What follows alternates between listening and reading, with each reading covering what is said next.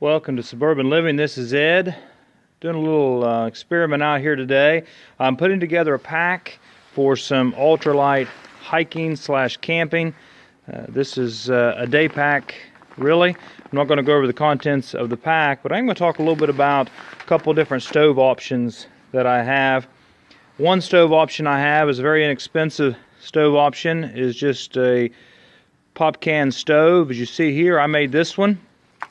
You can see how to make these. I watched a guy on YouTube do it and made it myself. This is a little windscreen. I don't know, 20-minute job maybe a little bit more. Cut out of a pop can, and we're going to try to boil our water on that today to make coffee. And then I have this other option, which is this ultralight stove. This stove weighs 0.9 of an ounce, so it would take about 16 of these to make a pound or so. And obviously we can boil our water a little faster on that. I'm carrying my alcohol. This is Heat in the yellow bottle, just in a little conditioner bottle from the hotel. You know, when you go to the hotel and they have the shampoos and conditioners and things, sometimes you have a pretty nice bottle like this. I'm guessing this will hold about 2 ounces, maybe a little bit more. But I'm going to pour some of that into our little stove, light that. And it is cold out here today. It's about 12 to 15 degrees out here today. We're in West Virginia. This is January, early January, and you can see the snow is not melting. And so I'm going to start that. I'm going to take this stove out of its package, let you see it, and then we're going to be making a little bit of coffee in our little Tokes pot. Little 750 milliliter titanium pot. We're going to make our coffee in it. Stay tuned. Okay, I poured a little bit of alcohol in there. Perhaps you can see it, perhaps you can't. It's actually lit right now. It's already lit, and it hasn't bloomed yet. It's going to start coming out of the holes and make a little burner. And this type of stove, you can set the pot right on top. Oh, it's starting to... You can't see it, but you can hear it popping perhaps.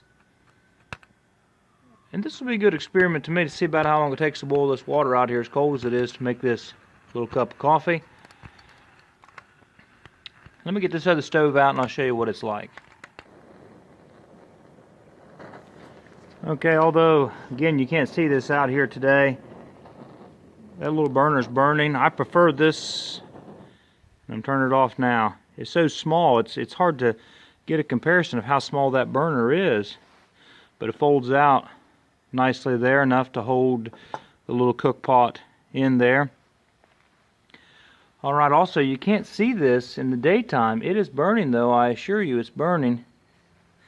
We're going to see about how long that's going to take, and then we'll make just a little cup of coffee. I'm not really sure. This is my preferred method because what is this? We got a little steam coming out of here.